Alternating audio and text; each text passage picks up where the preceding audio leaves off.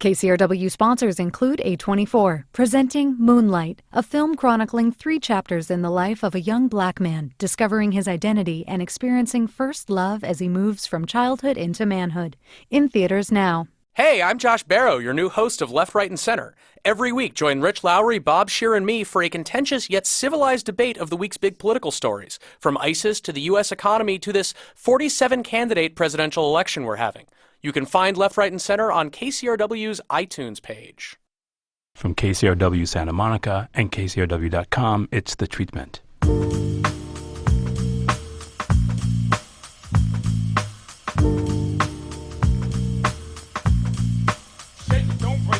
Welcome to The Treatment. I'm Elvis Mitchell.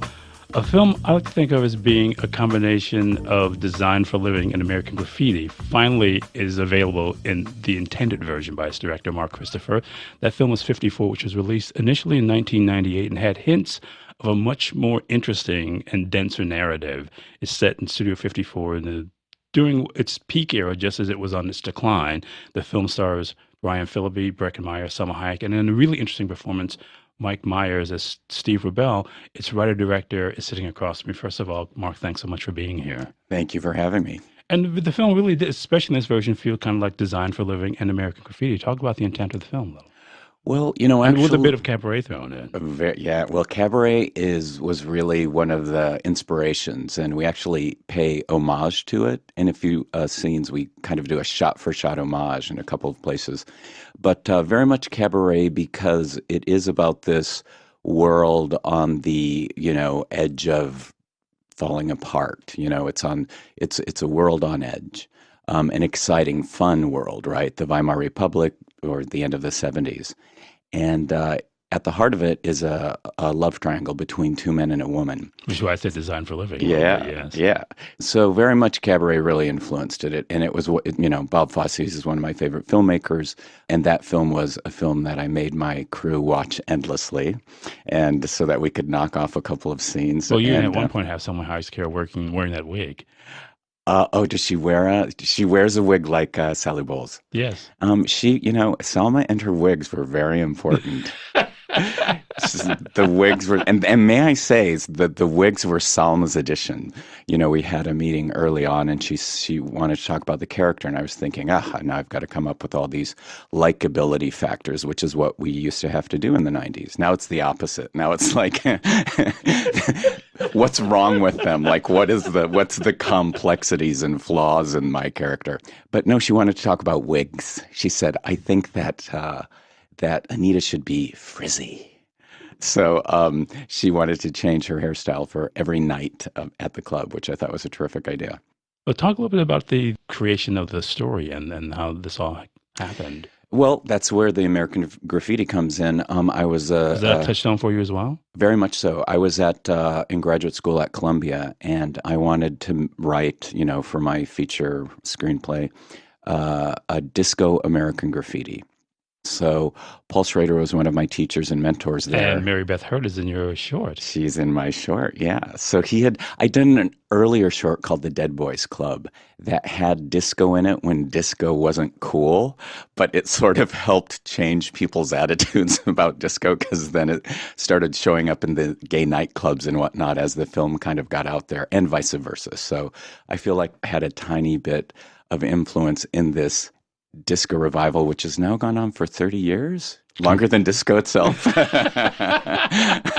So I made that film, and Paul was a fan, and then he introduced me to Mary Beth, who is from Iowa, like me. She's literally from a town 60 miles away.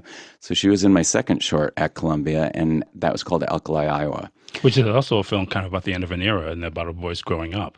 Oh, yes. Alkali, Iowa? Yes. How do you think I know that Mary Beth Hurt's in it? Ooh, very good. Well, yeah, it's a rural coming out film. I mean, it was kind of unique at that time. So, because I think with that shot of the scarecrow, which reminds me of that shot the shoes in the beginning of Smallville, and there's so many visual signifiers in that film. Well, the thing about you're saying that it's an end of an era, it really isn't, because I go home to the farm twice a summer and it's still the same. Well, but It could be 1888. It could be 1950. But there are it's, but it's the end of an era for him, though. I mean, Yeah. For sure. I For mean, sure. it's about the end of his innocence, which is For sure. also what 54 is about too. For sure. Ooh, very good. This is why you're Elvis Mitchell. Yes. Very good. I like that. I do love Worlds on the Edge of Decline, though, because it just heightens the stakes and they're fun. And in the case of 54, it was like Steve Rubell created almost a Fellini-esque world, like anything could happen. So the more that I researched it and talked to people, the more I realized I could write anything and people would believe it. So anyway, with going back to the Paul Schrader story, I met with him after Dead Boys Club, and he said, what do you got? And I pitched 3 ideas, and the third one was my Disco American Graffiti, and he said, I think you should set it at 54. And I thought, aha. And that was sort of the start of it. Because what's interesting about all this, too, is how much music plays a part in all this. It's weirdly like music and money, because there's cash everywhere in that plays. Yeah. Music and money. Woo. Exactly. What more do you need in a movie? Yeah. Well, sex. Yes, sex. Which you also have. Oh, is there sex in that movie? I guess there is a little in there. Yes, there is. So in terms of the music really plays a character in the movie. So another thing like Cabaret or Saturday Night Fever, where the music functions more in a way as it would in Saturday Night Fever, though, I would say, in that it's used to help drive the story forward. It's used to create the mood for the scene, and it's used to also inform you about what's going on with the characters. You know what I'm saying? So If You Can't Have Me is the Donna Pescow theme song. So I tried to have theme songs for each character in a way. And that was very difficult to restructure that music in doing the director's cut, which is also a restoration in addition to being a director's cut. Was there a lot of songs that were taken out? I mean, no, I used all the songs from the 1998 release, and then we got a few more additional ones. One from Cody Mundi, who was my music supervisor and was in Dr. Buzzard's Savannah Band. And the original Savannah Band, Yeah, yes. Exactly, yeah. And with August Darnell. Yeah, exactly. And so we have Cherchez la Femme in the movie, and then we have a new one by Cody Mundi in the movie as well. So those guys were disco kings, like that Ground Zero disco, those guys were there. Absolutely, yeah. I'm talking hearing the fevered imagination of my guest writer-director, Mark Christopher, whose film 54 is finally getting its due.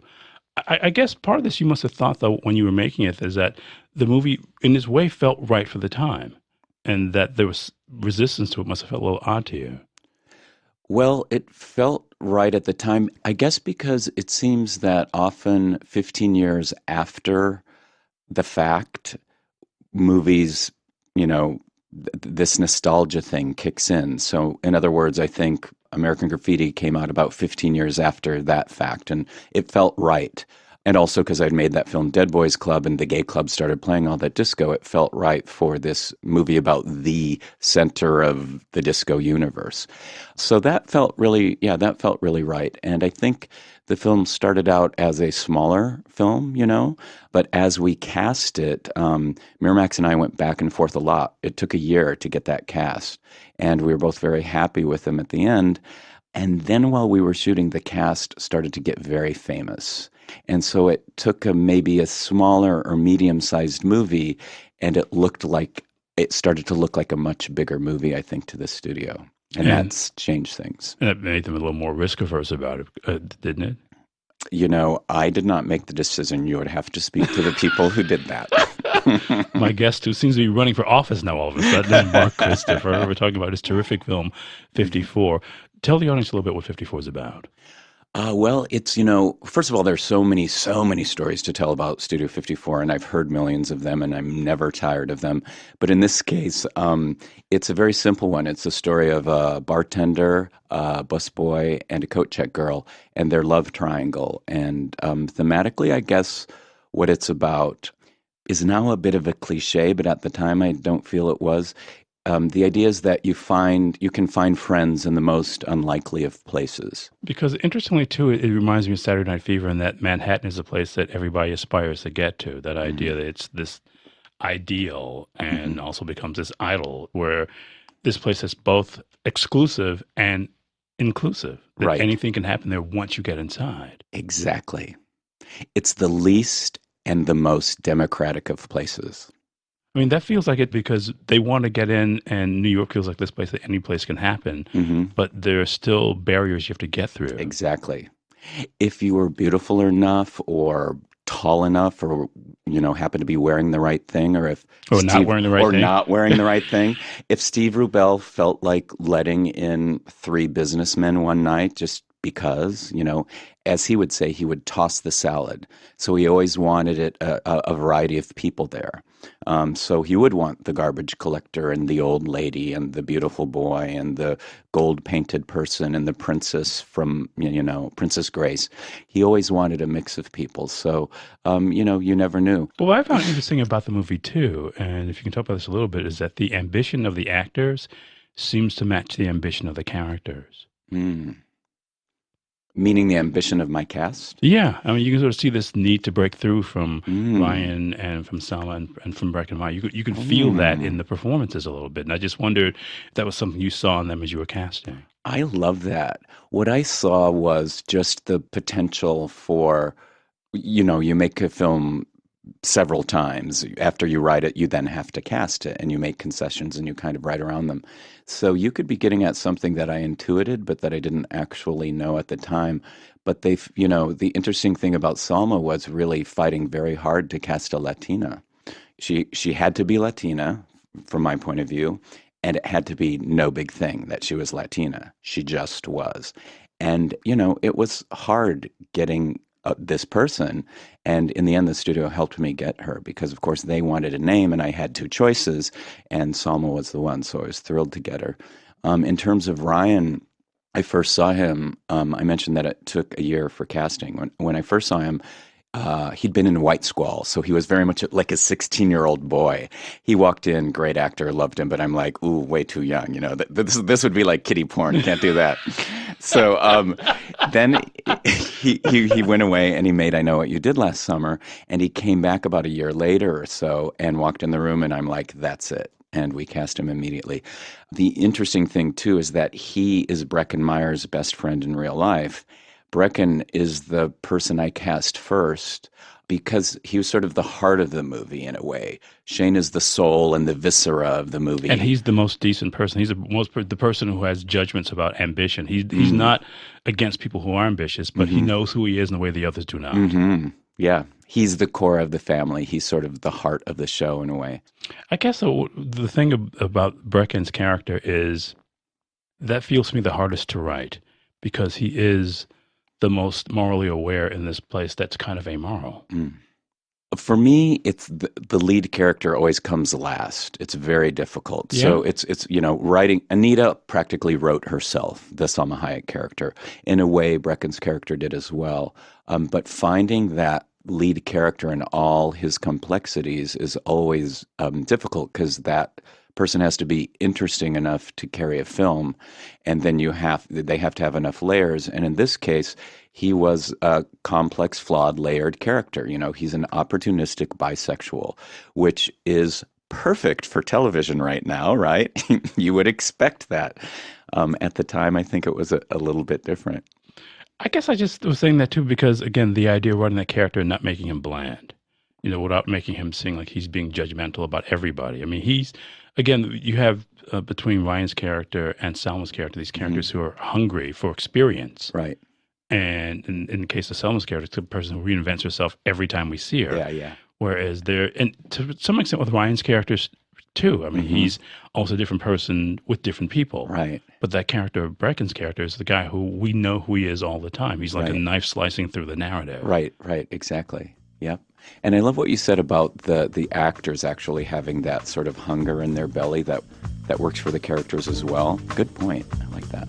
Thank you. We'll take a break. We're talking about a film that deserves a much bigger theatrical release, and I'm here to do what I can to help. The film's 54. Its writer-director, Mark Christopher, sitting across from me. It's The Treatment. There's more to come. Stay with us.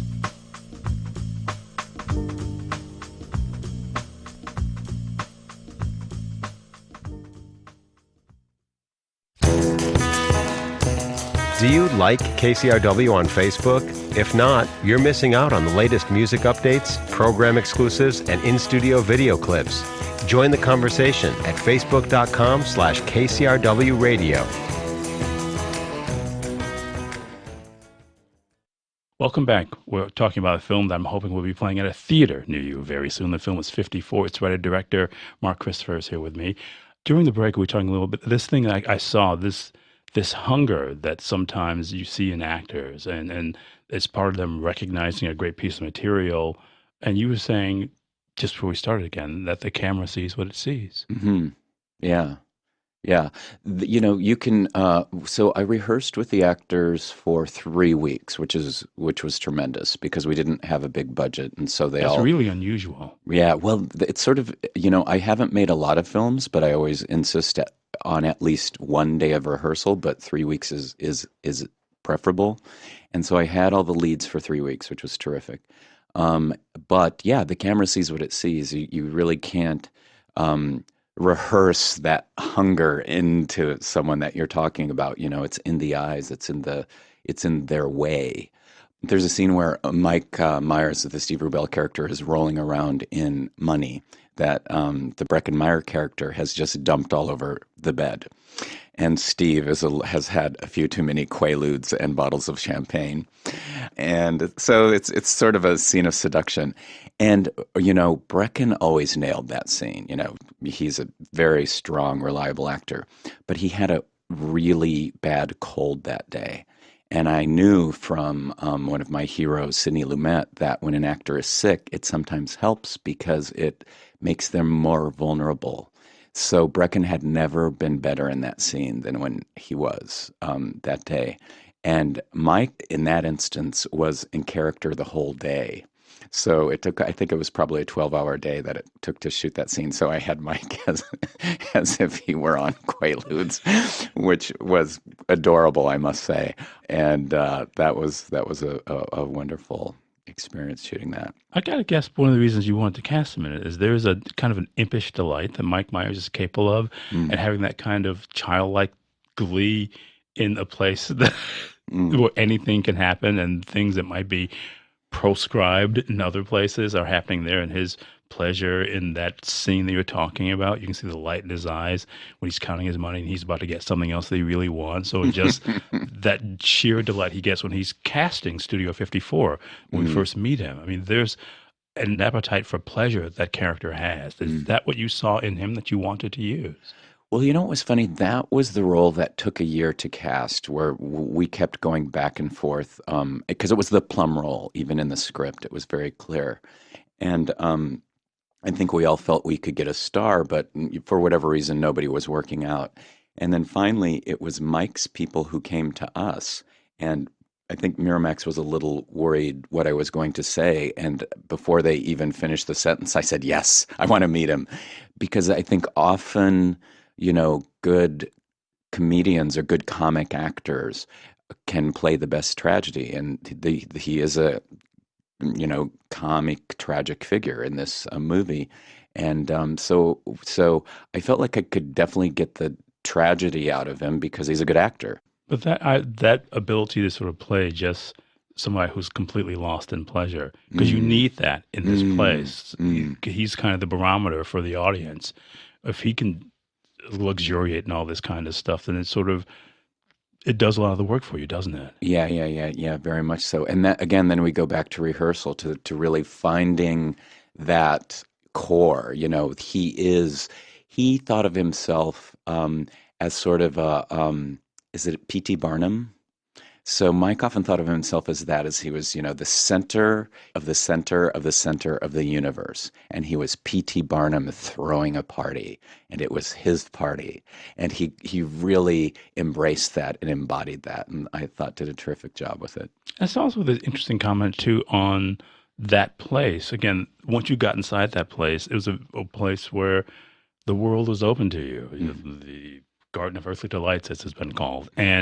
But that idea of, I always thought that one of the reasons that disco was so pillory because it was so inclusive. I mean, there was a big Latin influence on disco, which is why it makes sense to have Salma Hayek in the movie. Mm.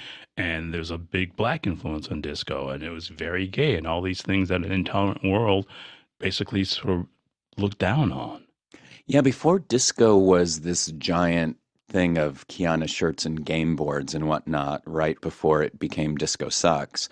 Disco really was for the disenfranchised. It was for gay people, African Americans, and Latins. And, we're the ones who made it all happen, and we threw the party, right?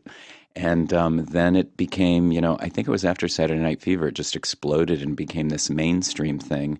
And then it kind of swung back, the other direction, and it became Disco Sucks. But there's it's that idea that disco was for everybody is very important, in that it's this primal thing that everybody could enjoy and celebrate at a primal level. Yeah, but I think that judgment against disco too. Mm-hmm. I mean, all these things. There's so much texture in this movie that it's hinted at in the initial release, but we will get a chance to see all this stuff. Right. I mean, when Ryan's character leaves the place and he's attacked. I mean, it's this idea that there is no judgment in that place, but the world still judges all that, and the world wasn't in fact ready for this democratic bent of disco. Mm-hmm. Exactly.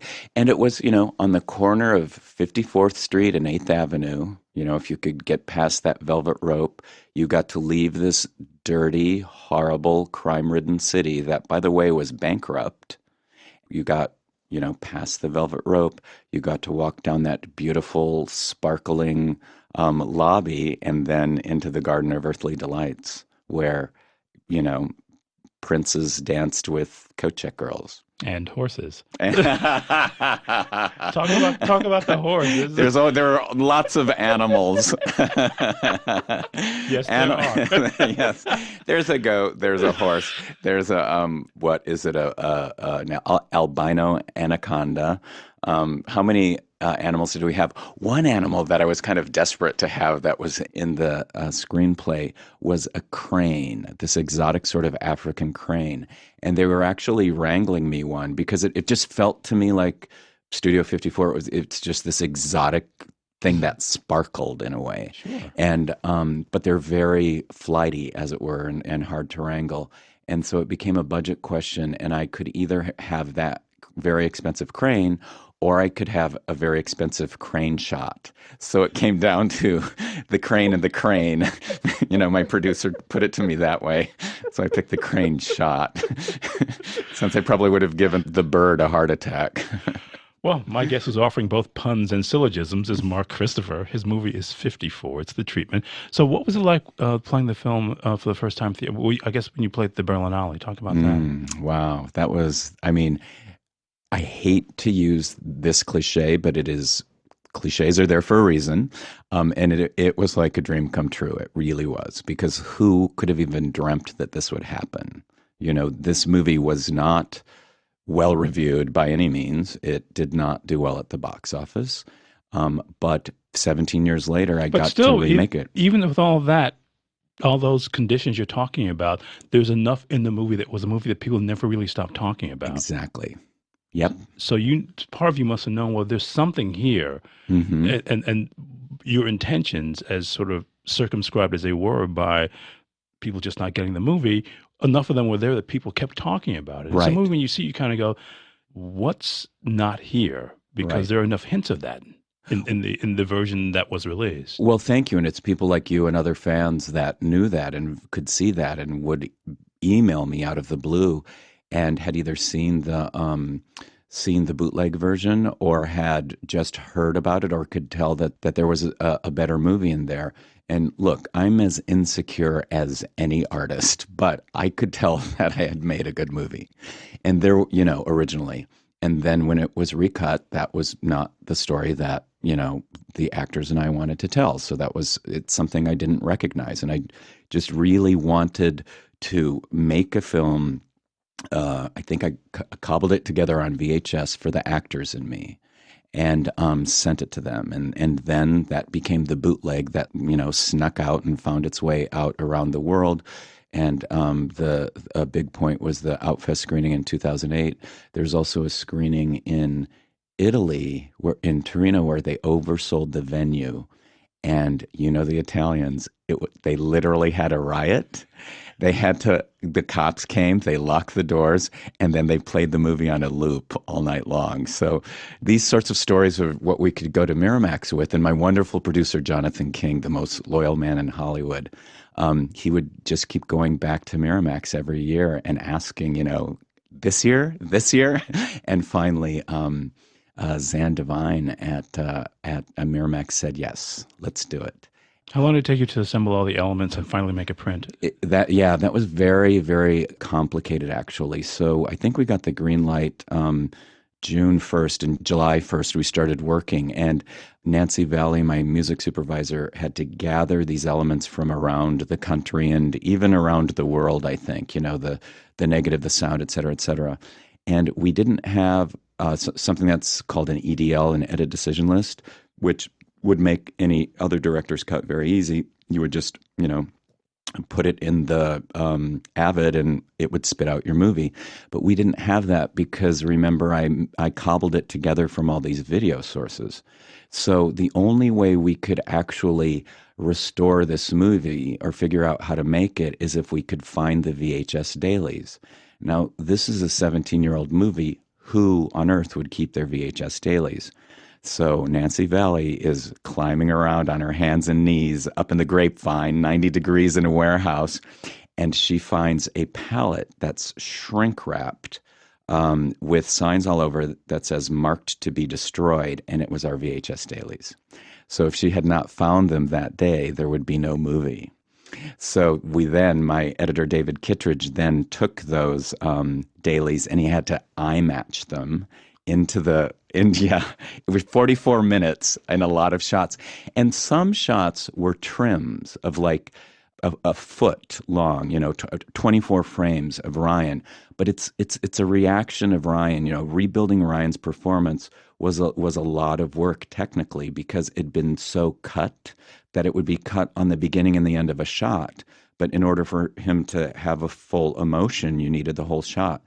Once David had slid all of the VHS dailies into place, then we had to go and find the actual camera rolls, the negative rolls, and then we had to find those negative trims.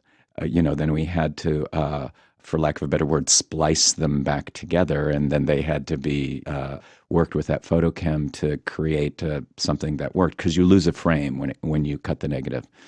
So photochem did an amazing job in that sort of restoration aspect with us.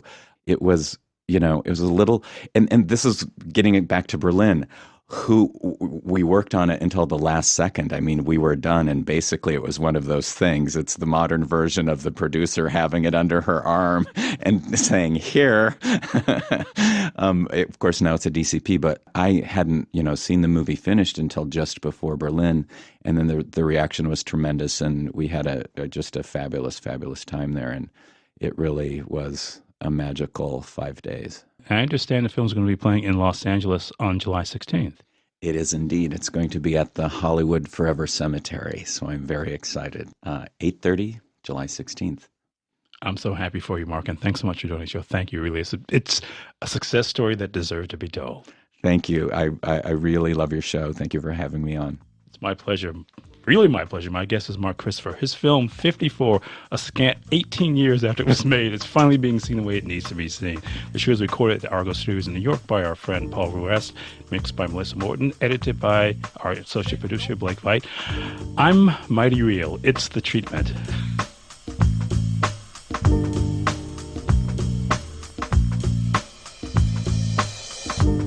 To catch up on past episodes of The Treatment, go to KCRW.com or listen on your smartphone with KCRW's mobile apps, or subscribe to the podcast on iTunes, Stitcher, or wherever you listen to podcasts. The Treatment is produced and distributed by KCRW Santa Monica.